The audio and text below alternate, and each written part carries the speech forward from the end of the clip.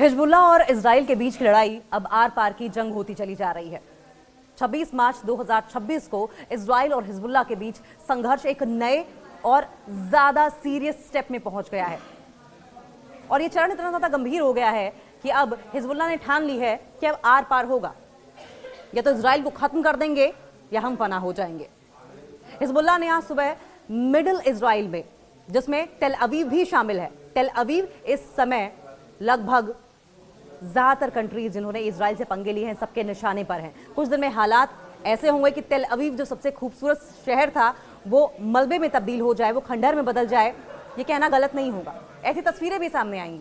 Tel Aviv पर मिसाइलों और रॉकेट्स की एक नई लहर से हमला किया गया। एक फ्रेश वेव, एक बड़ी फ्रेश वेव हिजबुल्लाह की ओर से दागी गई, जिसमें न जाने कितनी मिसाइलें थी, न जाने कितने रॉकेट थे और टेल अवीव पर ताबड़तोड़ अटैक किए गए। और यह अटैक इजराइल द्वारा साउथ लेबनान में अपने बफर जोन का विस्तार करने के लिए, अपने बफर जोन को बढ़ाने के मकसद से किया गया था। ईरान की राजधानी तेहरान पर जो एयर स्ट्राइक की गई थी उसके जवाब में भी इस अटैक को देखा जा रहा है। और हिजबुल्लाह का कहना क्या है? हिजबुल्लाह ये कह रहा है कि सब्र का प्याला और टेल अवीव का उजाला। बाहर इजराइल, तुम्हारी शांति की परिभाषा भी कितनी अनोखी है। एक तरफ इजराइल शांति शांति पीस पीस का राग अलापता है, लेकिन दूसरी तरफ लोगों को मारकर, रिहायशी इलाकों को तबाह कर कर, मासूम बच्चों को मौत के घाट उतारकर। पिछले 15 महीनों से लेबनान का यह कहना है कि पिछले 15 महीनों से तुम लेबनान की सरहदों पर जो आतिशबाजी, बमबारी कर रहे थे, क्या वो केवल मनोरंजन था? क्या वो केवल एंटरटेनमेंट था? पीस के नाम पर यह कैसा तमाशा था? हिजबुल्लाह ने तो बस अपना सब्र का प्याला खाली कर दिया है। 15 महीनों से लगातार सब्र कर रहा था हिजबुल्लाह, और अब देखो टेल अवीव की सड़कों पर सन्नाटा पसर गया है। इसे आप ऐसे कह सकते हैं, हिंदी में एक कहावत है कि सुनार की खुट पुट और लोहार की धम से। इजराइल 15 महीनों से अटैक कर रहा था और हिजबुल्लाह ने एक बार ऐसा अटैक किया कि टेल अवीव की सड़कों पर सन्नाटा सा पसरा है। टेल अवीव कहता है कि तुम्हें लगता था कि नवंबर 2024 के सीज फायर के बाद हिजबुल्लाह सो रहा है। नहीं, वो तो बस तुम्हारी गुंडागर्दी को गिन रहा था। हिजबुल्लाह इस बात का इंतजार कर रहा था कि कब इजराइल के पाप का घड़ा भरे और कब इजराइल को बिफिटिंग रिप्लाई दिया जाए, इजराइल को मुंहतोड़ जवाब दिया जाए। जब तुमने 28 फरवरी 2026 को ईरान पर अटैक किया, तब शायद तुम भूल गए थे कि पड़ोस में रेजिस्टेंस अभी जिंदा है, लेबनान में प्रतिरोध अभी जिंदा है। इतना मादा है लेबनान में कि इजराइल को एक दो एफर्ट्स में ही तबाह कर सकता है, घुटनों पर ला सकता है। अब जब टेल अवीव के आलिशान इलाकों में मिसाइलें गिरी हैं तो तुम्हारी चीखें पूरी दुनिया को सुनाई दे रही हैं। ताजा हकीकत, कुछ कड़वे घूंट भी आपको पता होने चाहिए। 15 महीने के हिसाब की अगर बात करें तो हिजबुल्लाह के ऑफिसर्स का कहना है कि उन्होंने 15 महीनों तक इजरायली हमलों को सहा है, अपने लोगों को मरते हुए देखा है, तब ताकि अपनी ताकत को फिर से खड़ा कर सकें, और ऐसा खड़ा कर सकें कि जब वो खड़े हों तो उनके सामने इजराइल घुटनों के बल आ जाए। और अब वो सब्र खत्म हो चुका है। टेल अवीव पर प्रहार अब शुरू हो चुका है। मार्च 2026 के आखिरी हफ्ते में टेल अवीव पर हुए मिसाइल हमलों ने तुम्हारी सुरक्षा के दावों की धज्जियां उड़ा दी हैं। कहते थे कि इजराइल में सिक्योरिटी सिस्टम इतना मजबूत है, इजराइल की सुरक्षा इतनी मजबूत है कि वहां परिंदा भी पर मार नहीं सकता, कोई उसे भेद नहीं सकता। और हिजबुल्लाह की मिसाइलों ने इस सुरक्षा कवच को मिटा दिया है, इस सिक्योरिटी सिस्टम की धज्जियां उड़ाकर रख दी हैं। कहा तो यह भी जा रहा है कि तुम्हारे राष्ट्रपति आइजैक हर्जोग खुद मलबे का मुआयना करने पहुंच गए थे, ऐसी तबाही हुई है। क्या यह सबक इजराइल के लिए नहीं है? मैदानी जंग में बराबरी।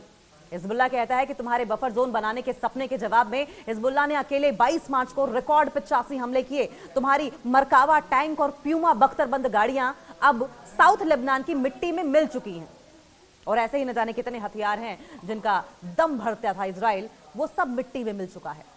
या ये टेंशन और बढ़ेगी, आत्मसमर्पण होगा या संघर्ष बढ़ेगा? नईम कासिम ने यह साफ कह दिया है कि आगे के नीचे बातचीत करना आत्मसमर्पण है। यानी कि हिजबुल्लाह बात नहीं करेगा, बात की जितनी भी गुंजाइशें थी सबका धीरे धीरे करके इजराइल ने दम घोट दिया है। अब बातचीत की, सरेंडर की, सीज फायर की तमाम बातें बेमानी लगती हैं। जब एक तुम्हारी आक्रामकता नहीं रुकती, जब अग्रेसिवनेस इजराइल की ओर से नहीं रोका गया, अटैक्स नहीं रोके गए, मासूमों को मारना नहीं रोका गया, जुल्म नहीं रोका गया, तब तक ये सरप्राइज जारी रहेंगे।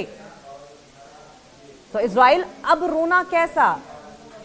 जब तुमने लोगों को बेमौत मारा, प्यासा मारा, कोई भूख से मर गया, कोई बीमारी से मर गया, किसी के ऊपर मिसाइल गिरी तो उसके चीथड़े उड़ गए, किसी का घर तबाह हो गया, तो इजराइल अब किस बात का रोना? और ये कैसा रोना है? तुमने जो बोया था वही काट रहे हो। जो बोया बीज बबूल का, तो आम कहां से खाए?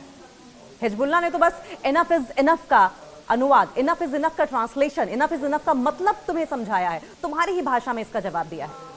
तेल अवीव में जो सायरन बज रहे हैं वो तुम्हारी 15 महीने की जाप्तियों का म्यूजिक समझ लीजिए आप। ये म्यूजिक भर है, ये वो मेलोडी है जो आप 15 महीनों से लगातार सुनाते आए हैं, और ये मेलोडी अब आज तुम्हें रास नहीं आ रही है। सुन सको तो सुन लो। और अगर आज की ताजा घटना की बात की जाए तो तेल अवीव पर अटैक किया गया। हिजबुल्लाह ने थर्सडे की सुबह, यानी कि आज की सुबह, मध्य इजराइल में, मिडिल इजराइल के जो मिलिट्री बेसिस थे उन्हें टारगेट करते हुए ताबड़तोड़ मिसाइलें दागी। तेल अवीव और आसपास के शहरों में हवाई हमले के सायरन गूंजने लगे। अब इस पर हिजबुल्लाह क्या तर्क दे रहा है यह समझना बहुत जरूरी है। इस ग्रुप के प्रमुख हैं नैम कासिम।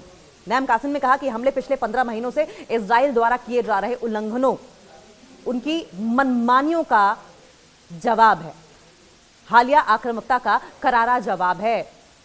जो अत्याचार लगातार, जो जुल्म लगातार इजराइल की ओर से किए जाते रहे, ये उसका एक छोटा सा जवाब है। और इस छोटे से जवाब ने सबको सन्न कर दिया है, लाजवाब कर दिया है। इजराइल में सड़कें खामोशी से भरी हुई हैं, गलियों में सन्नाटा पसरा है। उन्होंने साफ किया कि आग के नीचे बात करना आत्मसमर्पण के सम्मान है, और हम बातचीत नहीं करेंगे। इजराइल की कार्रवाई की अगर बात की जाए तो इजरायली प्रधानमंत्री बेंजामिन नेतन्याहू ने अब ये डिक्लेयर किया है कि उनकी सेना लेबनान के अंदर बफर जोन को और गहरा कर रही है और लिटानी नदी तक कंट्रोल करने की कोशिश कर रही है। उनके एफर्ट्स ऐसे हैं कि लिटानी नदी तक इजराइल की सेनाएं पहुंच जाए, इजरायली फोर्सेस पहुंच जाए। अब अगर हताहतों की बात की जाए, कितने इंजर्ड हुए हैं और कितना नुकसान हुआ है इजरायलियों का, तो देखिए इमरजेंसी सेवाओं के मुताबिक आज सुबह सुबह की अगर बात की जाए तो हमलों में किसी के हताहत होने की खबर नहीं है, क्योंकि ज्यादातर रॉकेट्स को इंटरसेप्ट कर लिया गया था, इजराइल का दावा है। हालांकि पिछले कुछ दिनों से बॉर्डरिंग इलाके जो है, बॉर्डरिंग रीजन जो है, वहां पर बहुत जबरदस्त तबाही हुई है। हिजबुल्लाह का यह कहना है कि उन्होंने 15 महीनों तक पेशेंस रखा ताकि डिप्लोमेसी से, बातचीत से, डायलॉग से हल निकल पाए, कूटनीति को अवसर मिल सके। लेकिन इजराइल ने सीज फायर की शर्तों का पालन नहीं किया, सीज फायर की धज्जियां उड़ाई, समय समय पर अपनी सहूलियत के हिसाब से धज्जियां उड़ाता गया, जिसके कारण उन्हें अब यह कदम उठाना पड़ा है। 26 मार्च 2026 तक की ताजा जानकारी की अगर बात करें तो इजराइल और हिजबुल्लाह के बीच संघर्ष, ये टेंशन एक नए और बेहद आक्रामक मोड़ पर पहुंच गई है, और ज्यादा ये टेंशन अग्रेसिव हो गई है दोनों के बीच में। हिजबुल्लाह ने हाल के दिनों में अपने हमलों की इंटेंसिटी और बॉर्डर पर जो विस्तार किया जा रहा है, मतलब बॉर्डर पर अपनी अपनी सेनाएं भेजकर कब्जा करने की जो नीति है, इसको बढ़ाया है, जिससे कि जंग का पलड़ा भारी होता दिखाई दे रहा है, जिससे बातचीत के जरिए समाधान निकलने की कोई भी गुंजाइश नहीं रह जाती। और अगर इस घटनाक्रम को पूरे विस्तार से समझें तो हिजबुल्लाह के हमलों में तेल अवीव पर मिसाइल से अटैक किया गया, और हिजबुल्लाह ने आज सुबह सुबह यानी कि 26 मार्च को मिडिल इजराइल और तेल अवीव में इजरायली सेना के मुख्यालय, इजरायली सेना का मुख्यालय यानी कि किरिया, और जो उनके दूसरे मिलिट्री बेसिस थे उनको टारगेट किया। सटीक मिसाइलें दागी थी, रिकॉर्ड तोड़ हमले किए, और पिछले कुछ दिनों में हिजबुल्लाह ने हमलों की झड़ी लगा दी है। अकेले 22 मार्च को हिजबुल्लाह ने 63 हमलों की जिम्मेदारी ली, जो अब तक का एक रिकॉर्ड है। हथियारों का आधुनिक इस्तेमाल किया गया हिजबुल्लाह की ओर से, एडवांस वेपन्स है उनके पास। हिजबुल्लाह अब तक न केवल रॉकेट बल्कि भारी संख्या में आत्मघाती ड्रोन्स यानी कि अनमैन्ड एरियल व्हीकल UAVs और लंबी दूरी की मिसाइलों का उपयोग कर रहा है। रिपोर्ट्स के मुताबिक उनके पास लगभग 25,000 रॉकेट्स का जखीरा अब भी है। तो इजराइल को अंदाजा होगा कि हिजबुल्लाह क्या कर सकता है। और सिर्फ बात यहीं तक नहीं है, बात यह है हमास, ईरान, हूथी, हिजबुल्लाह, कितने फ्रंट्स पर जंग लड़ेगा इजराइल, और अगर लड़ता भी है तो कब तक सस्टेन कर पाएगा। यहां इजराइल के जवाबी हमलों और उसमें अमेरिका की भूमिका का जिक्र करना भी जरूरी है। इजराइल के जवाबी हमलों की अगर बात करें, क्या काउंटर अटैक्स इजराइल की ओर से किए गए, तो हिजबुल्लाह के तेल अवीव पर हमलों के बाद इजराइल ने ऑपरेशन नॉर्दर्न एरोज को और तेज कर दिया। बफर जोन का विस्तार करना चाहा। इजरायली सेना यानी कि Israeli defence forces south Lebanon में लिटानी नदी तक कंट्रोल करने की कोशिश करने में जुट गई। उनका टारगेट क्या है? हिजबुल्लाह के मिसाइल लॉन्च पैड्स को सीमा से दूर ढकेलना, क्योंकि हिजबुल्लाह के मिसाइल लॉन्च पैड्स अगर सीमा पर या सीमा के आसपास बने रहे तो उस इलाके में हिजबुल्लाह का जो दम है वो दिखेगा और इजरायली सेना का नामो निशान मिट जाएगा। एयर स्ट्राइक्स की अगर बात करें तो इजराइल ने बेरूत के दक्षिणी उपनगरों जिसमें दाहिया और बेक्का घाटी भी है, हिजबुल्लाह के वेपन्स के डिपो और कमांड सेंटर पर भारी बमबारी की। क्यों? क्योंकि उन्हें इस बात का अंदाजा है कि हिजबुल्लाह अगर वहां टिका रहा तो इजराइल के साथ क्या हो सकता है। ईरान पर प्रेशर। इजराइल ने हाल ही में तेहरान में हमास और हिजबुल्लाह के सहयोगियों को टारगेट किया, जिससे कि यह युद्ध क्षेत्रीय स्तर पर फैल गया है और अब इजराइल चाह रहा है कि डिप्लोमेटिक तरीके से प्रेशर में सबको लिया जाए, प्रेशर पॉलिटिक्स खेली जाए। लेकिन सवाल यह है कि जब जंग छिड़ी हो दो देशों के बीच में और बाकियों में जंग की आहट हो तो क्या प्रेशर पॉलिटिक्स काम करती है? इस लेवल पर तो कम से कम काम नहीं करती। अमेरिका की भूमिका की अगर बात करें तो अमेरिका इस संघर्ष में इजराइल का सबसे बड़ा सैन्य और कूटनीतिक समर्थक बना हुआ है, लेकिन उस पर युद्ध रोकने का भारी दबाव भी है। और मिलिट्री एड की अगर बात की जाए तो अमेरिका इजराइल को आयरन डोम के लिए इंटरसेप्टेड मिसाइलें और उन्नत बंकर बस्टर बमों की आपूर्ति जारी रखे हुए, लेकिन बावजूद इसके हिजबुल्लाह इजराइल पर भारी पड़ रहा है। हाल ही में अमेरिका ने क्षेत्र में अतिरिक्त युद्धपोत लड़ाकू विमान भी तैनात किए हैं। और अगर डिप्लोमेटिक एफर्ट्स का जिक्र कर ले तो अमेरिकी दूत अमोस होस्टीन की ओर से भी लेबनान और इजराइल के बीच में सीज फायर कराने की कोशिश की गई थी। वो लगातार कोशिश कर रहे हैं कि अमेरिका और हिजबुल्लाह के बीच में, लेबनान के बीच में सीज फायर हो जाए। अमेरिका चाहता है कि हिजबुल्लाह सीमा से पीछे हट जाए ताकि इजरायली नागरिक अपने घरों को लौट सके। वहीं हिजबुल्लाह का इस पर क्या रुख है? अमेरिका हिजबुल्लाह को एक आतंकवादी संगठन मानता है और ईरान द्वारा उसे दी जा रही मदद को रोकने के लिए कड़े प्रतिबंध लगा रहा है। सवाल यह है कि अगर इस तरह की टिप्पणी, इस तरह की बयानबाजी और इस तरह के उपनाम दिए जाएंगे, टेररिस्ट किसी कंट्री को कहा जाएगा, तो वो कंट्री आपसे वार्तालाप क्यों करेगी? आपसे डायलॉग क्यों करेगी? आपकी बात क्यों मानेगी? आप किसी को गाली दे दो और उसके बाद आप ये चाहो कि टेबल पर बैठकर समान बात कर ली जाए, ऐसा नहीं होता।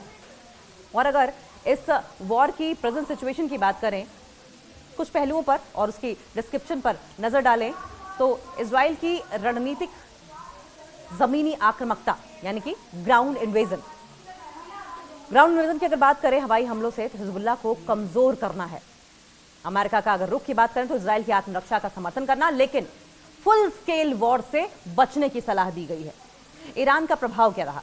ईरान हिजबुल्लाह को हथियारों और खुफिया जानकारी से लगातार समर्थन देता रहा है। हिजबुल्लाह का यह दावा है कि अमेरिका की मदद से बावजूद इजराइल इस युद्ध को जीत नहीं पाएगा, जबकि इजराइल का यह कहना है कि वे अपनी सुरक्षा के लिए किसी भी हद तक जाएंगे।